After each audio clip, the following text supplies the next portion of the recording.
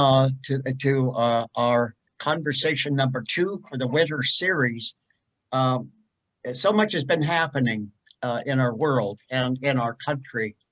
And as Greg and Laurie and I've been talking, we really can't ignore the headlines, the news that is on television. And so it does tie to many of the things that we've been talking about in these conversations since September 17th.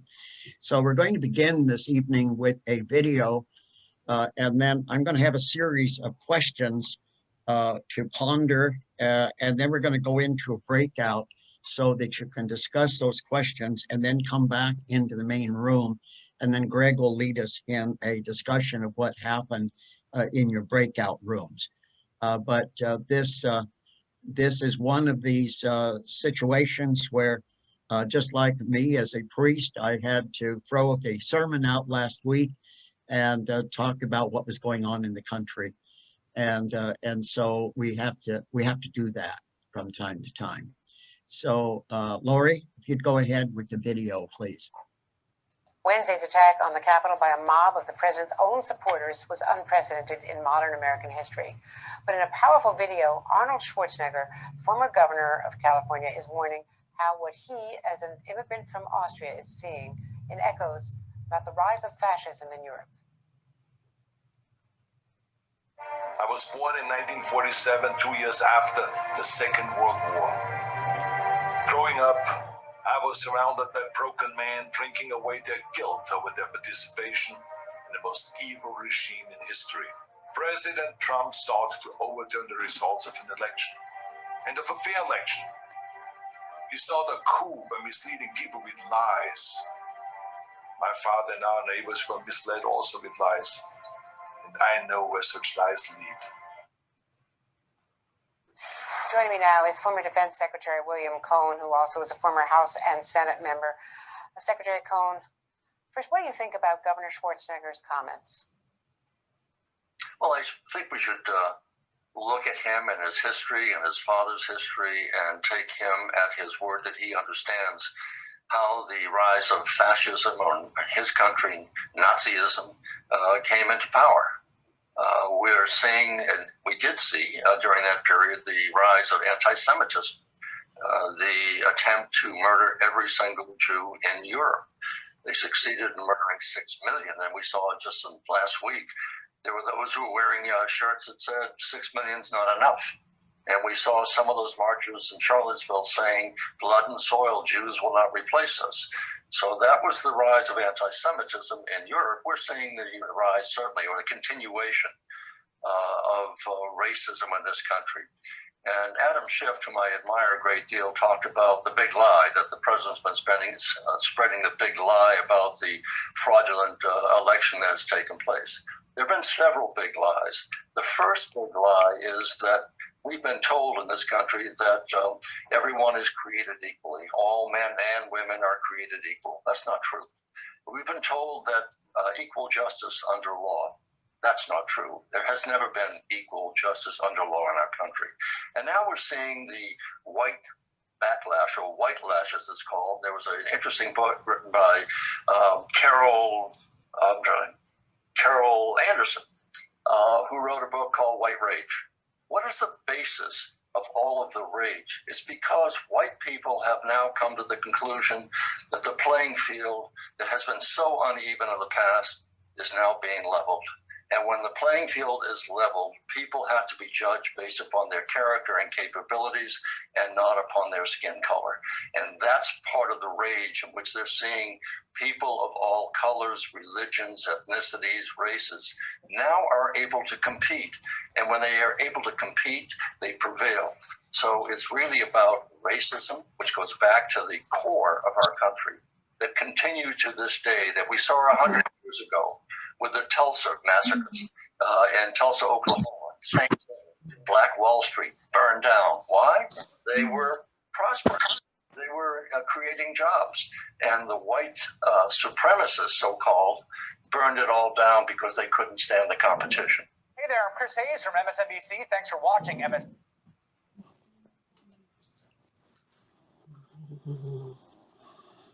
You know, as I was listening to former Secretary of Defense Cohen, I was reminded when I was in the legislature, we had the Rajneeshis in Oregon. Do you all remember the Rajneeshis? Uh, I I was director of commerce during part of the time when they were in force here in Oregon, and even had to be questioned by some of their attorneys uh, over some things because we had building codes in the Department of Commerce, and we came into rather constant conflict with them. But one of the things that we noticed when they left, one of their trademarks was they wore red. They wore the color red in their clothes, and Oregonians stopped wearing red. And after they left, and it was not a y'all come back type of thing. I mean, they were trying to poison a U.S. attorney, and Jerry Thompson, who was assistant to Governor Atiyeh, told me once that her house was under surveillance because they had bomb threats and all sorts of things. But after they left, then we started wearing red again, and the same has happened in the last few months in our country. People stopped smiling again, or stopped smiling. And yesterday, Adair and I had the opportunity to go to the state fairgrounds and get the vaccine.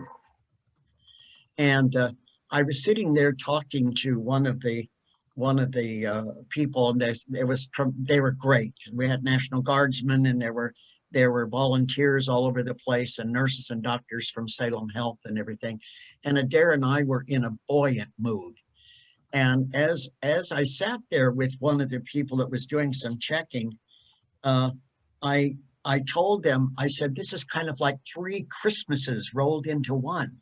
I never realized, I don't feel this way when I get a flu shot, but I never realized just how hungry I was for some kind of normalcy and some kind of a light at the end of the tunnel.